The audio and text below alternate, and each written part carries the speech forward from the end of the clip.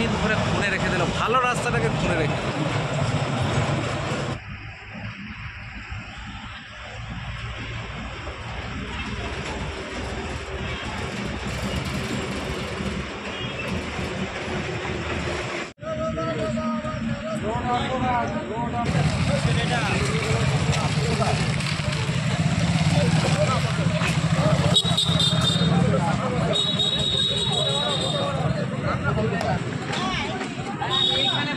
প্রচণ্ড ধুলো, এগুলো পুরো সিমেন্টের মতো ধুলো হয়ে গেছে, সিমেন্টের মতো ধুলো।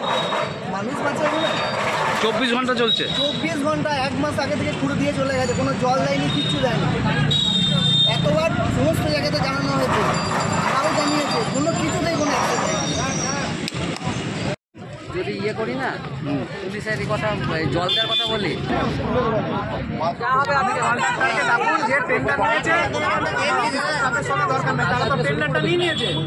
তাদেরকে তো সরকার টেন্ডার দিয়ে দিয়েছে,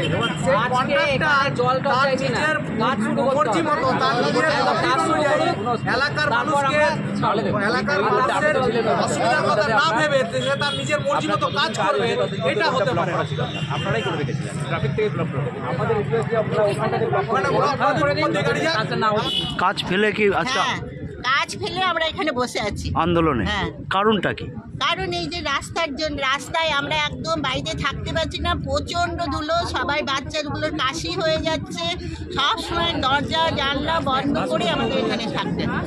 হ্যাঁ, শ্বাসকষ্ট, আমার ছেলের তো কদিন এত শরীর মানে কাশি, মানে ঘরের মধ্যে বাধ্য হয়েছেন আজকে? বাধ্য হয়েছে আজকে আসতে, কি নাম আপনার? নাম? আমার নাম ঝর্ণা দাস। আমার তো এমনি শ্বাসকষ্টের আছে, এই কদিন ধরে প্রচণ্ডভাবে ভুগছি শ্বাসকষ্টে। বহুবার কমপ্লেন করা হয়েছে, বহু জায়গাতে আমরা করেছি, কিন্তু কোনো সুরাহা হয়নি। আজকে বড় সত্ত্বেও কিচ্ছু হয়নি, আমাদের প্রচণ্ড অসুবিধা হচ্ছে। আজকে বাধ্য হয়েছেন রাস্তায় নাম? বাধ্য হয়েছি রাস্তায় নাম, আমরা এই বয়সে বাধ্য হয়েছি আজকে রাস্তায় নাম, আমাদের কোনো উপায় নেই। আর কি চাইছে? আমরা চাইছি যে রাস্তা অতি সত্বর এটা করা হোক, রিপেয়ার করা হোক, এবং ধুলোর হাত থেকে যেন আমরা রক্ষা পাই।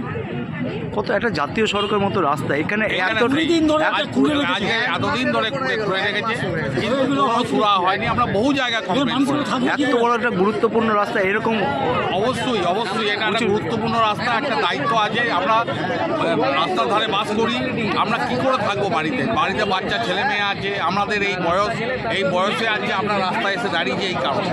আপনার নামটা? আমার নাম দশরথ চন্দ্র লাহা।